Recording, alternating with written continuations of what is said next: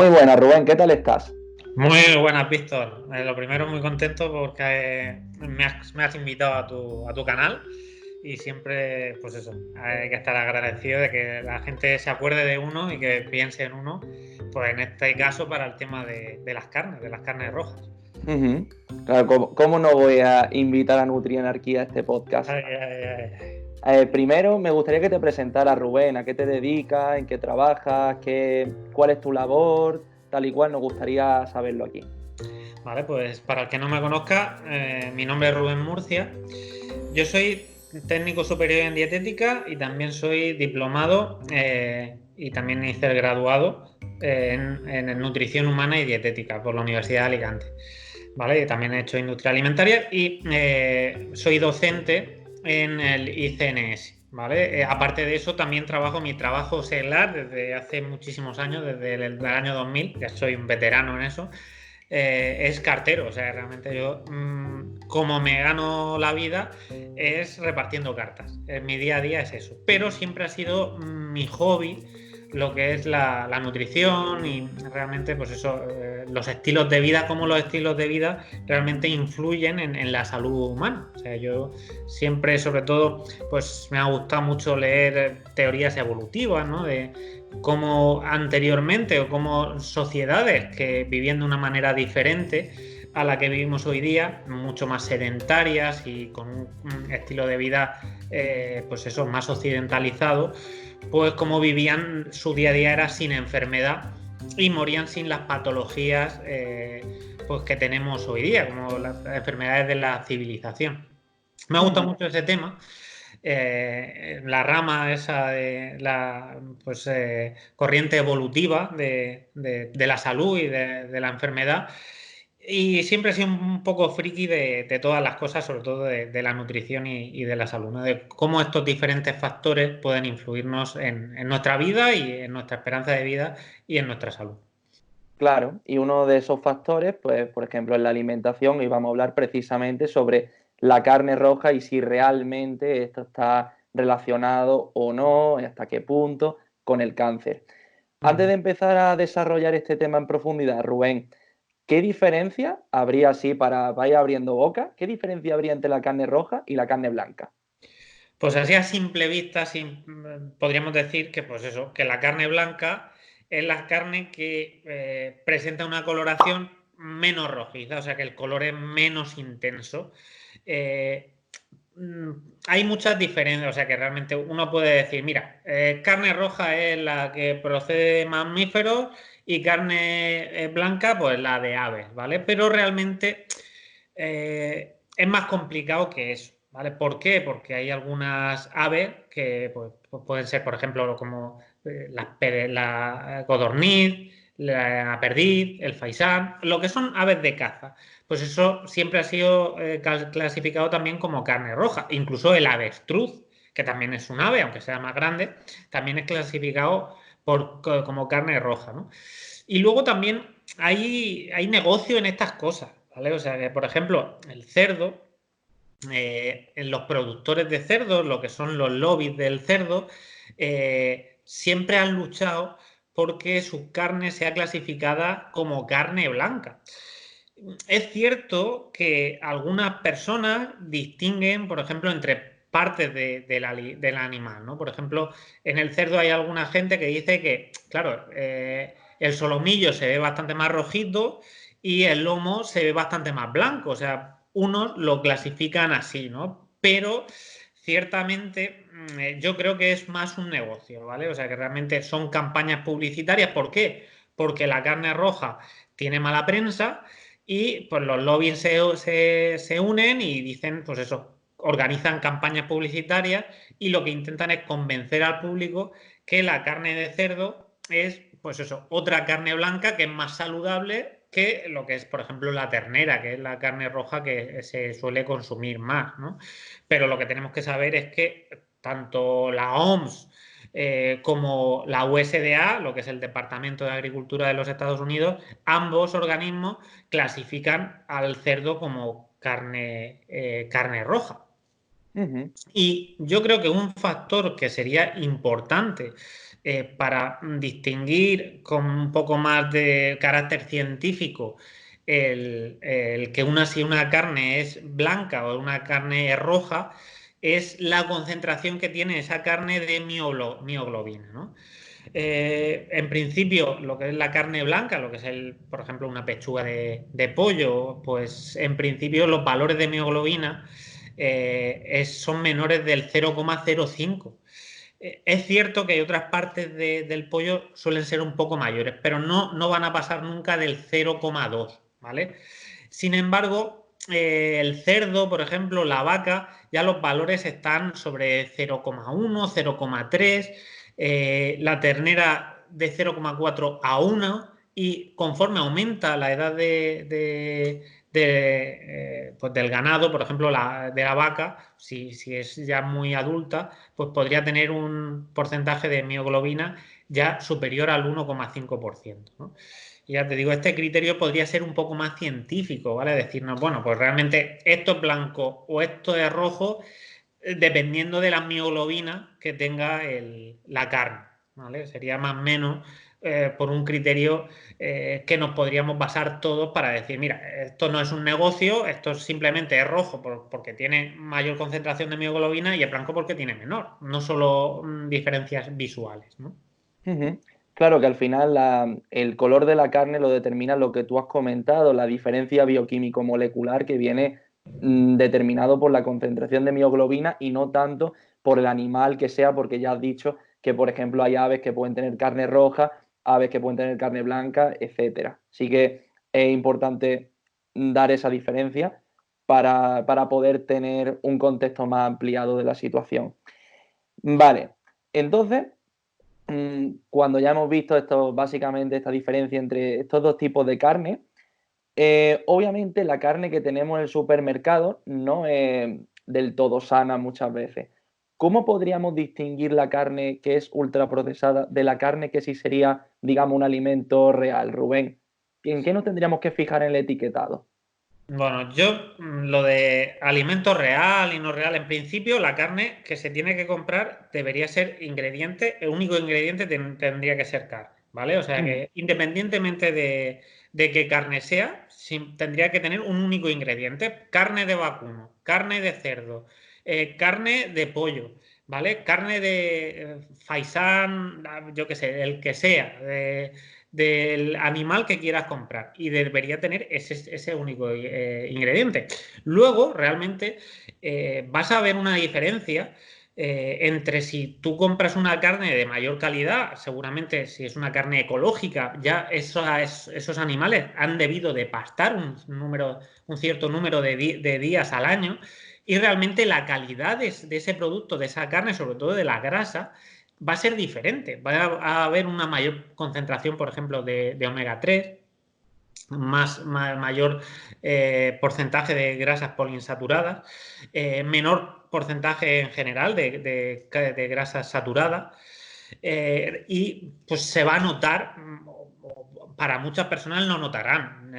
Mucha gente, yo por ejemplo, suelo comprar pollo, no pollo del que venden blanco y que está enjaulado, sino pollo en libertad. Y pues eso, se nota más sabor, la coloración también es diferente, que también dependerá de lo que comen. Y bueno, realmente yo prefiero gastar un poco más también porque esos animales vivan en mejores condiciones, ¿vale? Realmente nosotros determinamos cómo va a ser el mercado. Si nosotros compramos huevos con el número 3, que son de granjas enjauladas, pues lógicamente el mercado sabrá que hay una demanda de eso y producirá más eso. Si compramos de gallinas liberadas o en libertad o semilibertad, que están en suelo, pues realmente también el mercado sabrá que hay una demanda de esos productos y tendrán mejores condiciones pues de higiene y de salud, en más libertad, pues estos animales. Yo opto porque en la medida de lo posible, pues intentar promover ese consumo. No te sé decir si es más sostenible o menos sostenible, porque realmente tampoco podemos pretender de que todas las vacas estén pastando en libertad, va a ser complicado. Muchas veces, pues eso, lo que es la explotación intensiva, a lo mejor puede abastecer a más gente, pero también seamos realistas, ¿no? O sea que si el consumo de carne es moderado, pues gastarnos un poco más dinero y conseguir carne de mayor calidad, pues yo creo que va a repercutir también positivamente en nuestra salud. Aunque es cierto, no sé si conoces uno de los últimos papers de Ioannidis sobre estudios observacionales y nutrición, nos muestra que los estudios que tenemos en epidemiología, sobre todo de epidemiología de la nutrición, hay que cogerlos con pinzas, ¿no? Porque hay algunas cosas que son implausibles, son imposibles, ¿no? De imaginarnos que eso pueda ser real. Él decía, por ejemplo, que por cada avellana que comiéramos al día, los estudios observacionales indican que viviríamos un año más. O sea que si tomamos 12 avellanas al día, viviríamos 12 años más. Por cada mandarina, 5 años más. Y, por ejemplo, por cada 20 gramos, si no recuerdo mal, para dos lonchas de bacon, viviríamos, no sé si eran 8 años o 10 años menos.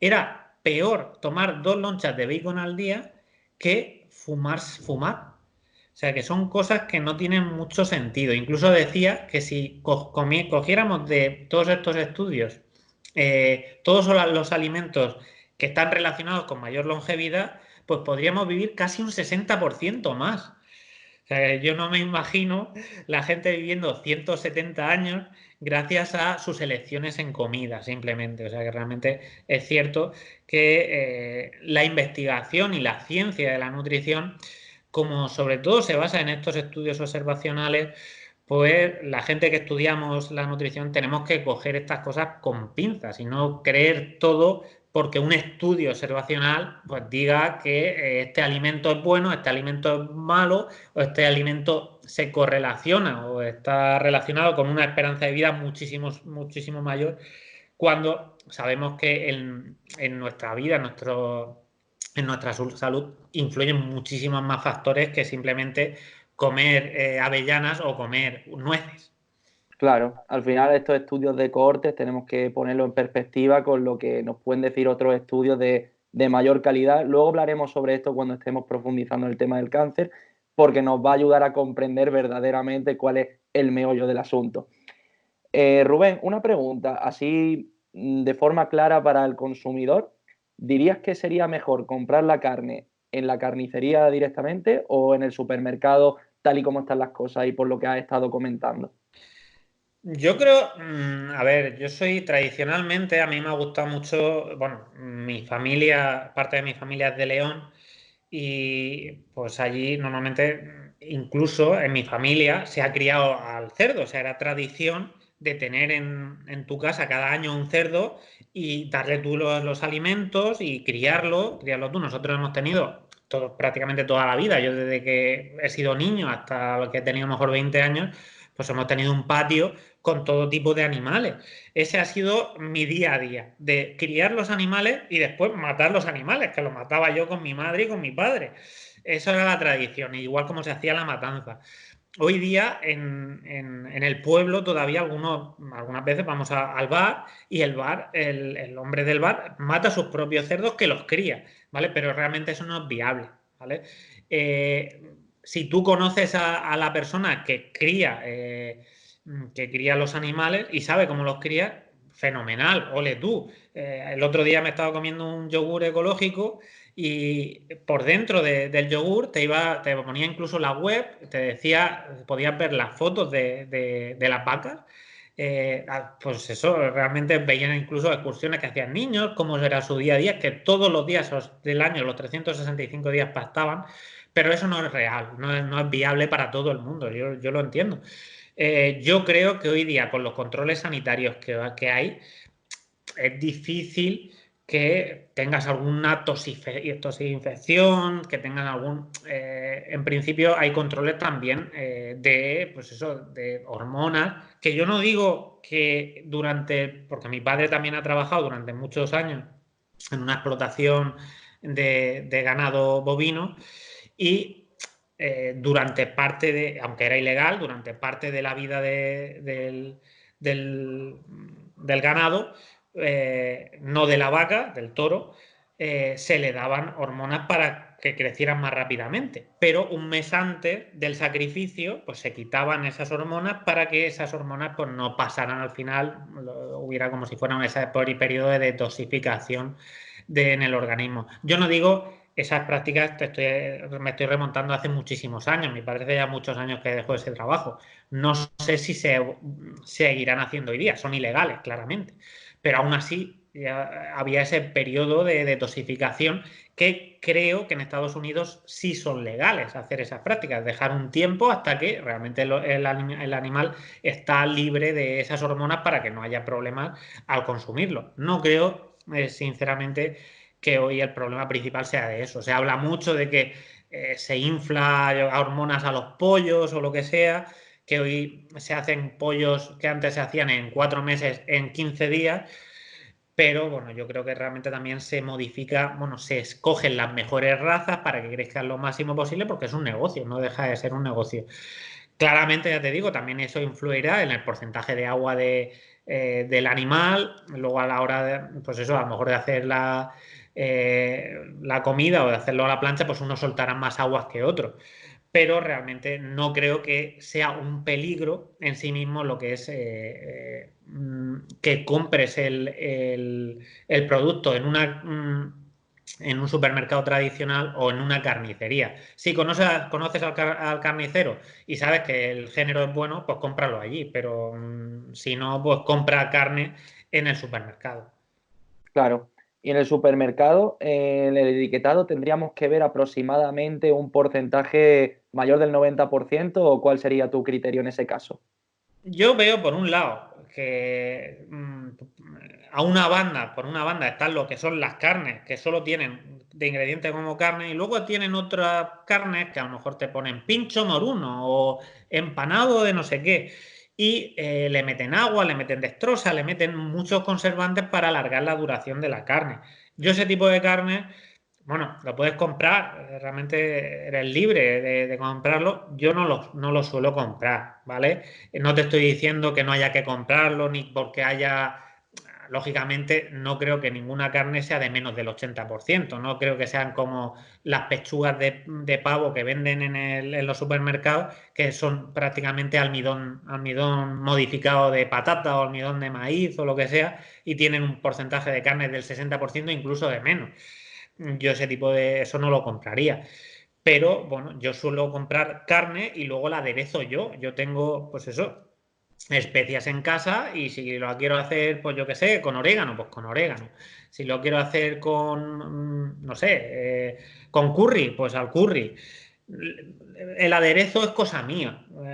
No la compro ya aderezada porque cuando el supermercado la adereza no solo le meta esas especias, le meten muchísimas más cosas que yo no quiero, ¿vale? Y yo como quiero decidir lo que me como, pues compro la carne y la cocino yo y la especio yo. Claro. Al final, entonces, el problema podría ser lo que viene a ser las carnes de embutido. ¿Qué nos puedes comentar de estas carnes, Rubén? ¿Son recomendables? ¿Qué tendríamos que tener en cuenta respecto a ellas? Pues otra de las cosas que yo, por ejemplo, he visto una diferencia muy grande, ¿no? O sea, que de un embutido tradicional en el que prácticamente hay pimentón, especias y sal, que es el que se hace tradicionalmente en León, en la zona donde yo voy, muy conocido, pues, por ejemplo, el chorizo. Allí, pues eso es prácticamente el día a día. Luego también allí hay cecina y jamón, que en algunas ocasiones también simplemente se sala, se deja en un espacio seco, como son aquellas tierras, y realmente se consiguen, pues eso, eh, carnes de muy buen sabor y realmente pues, de una mayor calidad que es lo que son los embutidos industriales que bueno, aparte de meterle pues nitritos que se le mete para alargar lo que es el periodo de vida de la carne, se le meten otros productos también, eso, otros destrozas, diferentes tipos de azúcares, conservantes, etcétera, pues para prolongar su duración para que no tengan problemas, yo qué sé, que se le mete la mosca o problemas de insectos. Y realmente, pues eso, conllevan más peligros, pues porque algunas veces esos nitritos, pues por ejemplo, pueden formar nitrosaminas y sabemos que esas nitrosaminas son carcinógenos, ¿no? Pueden, potencialmente carcinógenas, ¿no? O sea que siempre que se pueda comprar un embutido tradicional con ingredientes, pues eso, totalmente naturales, que sean carne, pues pimentón, especias y sal. Es que, pues eso realmente no creo que tenga mucho problema. Lo que se ha hecho siempre, se ha consumido siempre, es bueno. Es verdad que tampoco es bueno inflarse a sal, ¿vale? Que realmente la sal no es que sea el mejor alimento del mundo, pero bueno, hay que reconocer que es un buen conservante y antiguamente, sobre todo, pues para prolongar la duración de un alimento tan perecedero como es la carne, pues se hacía así, se embutía, porque muchas veces la carne del cerdo, ese cerdo que podía pesar 80, 90 o más de 100 kilos incluso, es que te tenía que aguantar todo el año. Y para aguantar todo el año había que salarla. Eso está claro. Y con especias también se consigue alargar lo que es el periodo de conservación de la carne. Y se ha hecho por eso, más que otra cosa. Hoy día es cierto que tenemos los frigoríficos, congeladores en casa, que lo tenemos más fácil, pero bueno, también es cierto que también la gente come por hedonismo, ¿no? Porque está bueno. Y tradicionalmente, pues uno de los alimentos típicos en España, pues es el jamón serrano, jamón ibérico, que también no tenemos que obviar que aunque algunos dicen que es muy peligroso, que es malísimo tomar este tipo de alimentación, no solo está bueno, sino que en algunos estudios ese tipo de jamón ibérico, pues que proviene de alimentos que pastan, pues tiene una grasa que realmente no es tan perjudicial porque, pues eso, salen cosas positivas de los estudios de intervención, los pocos estudios de intervención que se han hecho, ¿no? Al contrario que lo que dicen los estudios observacionales, que seguramente profundizaremos más adelante, con las carnes rojas y las carnes procesadas. Ujú. Claro que al final no son todos los embutidos iguales y un embutido de jamón, por ejemplo, no sería igual ni muchísimo menos que un embutido de chope y al final es lo que Está tenemos que claro, tener en cuenta. está claro. Desde luego que choppes, mortadela, todas estas cosas totalmente industriales, que prácticamente, pues eso, es una mezcla de grasa porcina, grasa tal, tal, tal, y eso, almidones y conservantes, pues lógicamente no se puede comparar, ni mucho menos, pues con un embutido tradicional, como es la carne de, bueno, el jamón ibérico que ya el proceso natural, pues eso se ha hecho toda la vida, es salado y secado. Ujú. Rubén, antes de empezar con el tema de la carne roja y el cáncer, se me ha venido a la mente que también sería interesante hablar sobre los patés. ¿Qué opinas sobre ello y qué deberíamos tener en cuenta? Bueno, realmente, a ver, yo me acuerdo de pequeño de escuchar los de paté, la pía era más bueno que el pan, de eso sí que te lo Sí, puedo sí, decir, me acuerdo, me pero acuerdo. en general yo dudo mucho que los patés, estos tipos de patés industriales, sean comparables a lo que es el paté tradicional, pues eso que se ha hecho de Francia, pues de oca o lo que sea, que es embutir, o por ejemplo, a una oca hasta que desarrolle hígado graso y que esa grasa de ese hígado se utilice pues para untar. Lógicamente, pues la grasa es más untable, como la mantequilla, ¿vale? Es más untable y pues eso, el sabor, pues seguramente sea bueno. Yo no me gusta ni las condiciones de esos animales, ni que le hagan eso. O sea, realmente yo no tomo esas cosas, que seguramente el sabor sea súper bueno, que se les ponga. Yo cuando sí que es cierto que he visto algún paté, he mirado los ingredientes, aun siendo ibéricos y siendo de grasa porcina ibérica o lo que sea, los ingredientes es difícil encontrar un paté que no tenga menos de 5, 10, 15 ingredientes, ¿vale? O sea que suelen ser pues carnes muy procesadas de una calidad tirando medianamente baja, ¿vale? Ya te digo que realmente suele ser más grasa, mucho más graso, hay algunos likes, recuerdo el argal, por ejemplo, pero aún así suelen ser alimentos muy grasos y bastante procesados. Súper claro. Entonces, bueno, Rubén, em, ¿qué relación habría entonces entre la carne roja y el cáncer atendiendo ya a todo lo que hemos estado hablando hasta ahora? Pues, a ver, hay que decir lo que tenemos hoy día, ¿no? Y lo que está claro, por ejemplo, es que la OMS dice que la carne roja está en el grupo 2A. ¿Qué significa estar en el grupo 2A?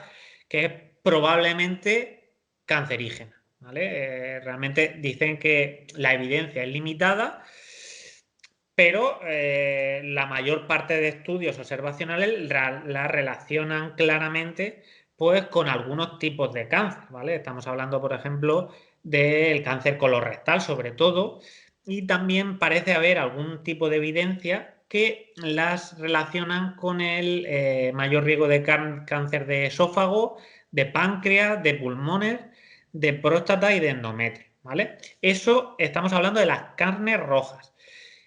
Las carnes procesadas, en principio, se las agrupa dentro del grupo 1, ¿vale? O sea que como si fuera cancerígeno, ¿vale? Al mismo nivel de, por ejemplo, del tabaco.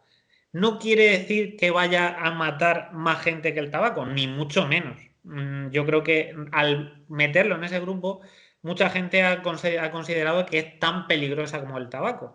No, simplemente ellos creen que con la evidencia que hay de las carnes procesadas está demostrado de que es cancerígena, ¿vale? Aunque realmente sabemos, como hemos estado hablando anteriormente, que la mayor parte de estudios que se hacen en nutrición humana, estamos hablando de un 90-95%, y las recomendaciones que se están haciendo y se han hecho en nutrición humana se basan mayoritariamente en estudios observacionales, ¿vale? Porque tampoco podemos, es ético decir, bueno, vamos a probar si las carnes rojas o las carnes procesadas son cancerígenas, vamos a poner a un grupo a tomar carnes rojas durante 35 años y otro que no tome carnes rojas, que tome carnes blancas.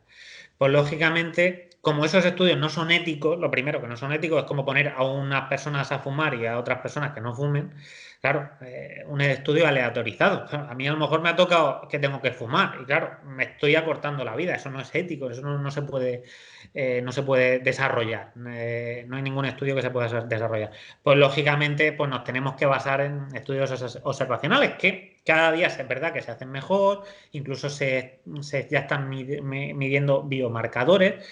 Y yo creo que realmente está claro que la carne roja tiene hierro y el hierro es un potencial oxidante, ¿no? O sea, realmente no estamos diciendo que la carne roja no tenga ningún riesgo, ¿vale? Ni menos aún las carnes procesadas. Lógicamente, sabemos que son prooxidantes y sabemos que el resto de la dieta también va a modificar ese, pues, si yo tomo alimentos también antioxidantes, lo que es el patrón de la dieta va a ser el que determine si mi dieta me va a ayudar y me va a permitir, pues eso, a lo mejor vivir más o me va a cortar estos años de vida, nuestra esperanza de vida.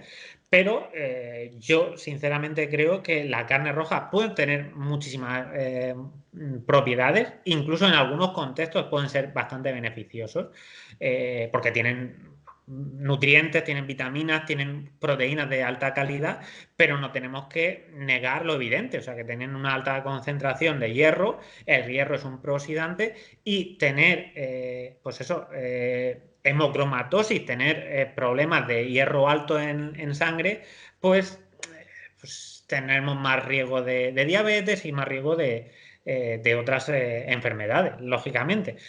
Por eso ya te digo, realmente interesa pues tomar, ingerir como siempre, ni mucho ni poco, siempre tu dosis hormética, tanto de carnes rojas como de cualquier alimento.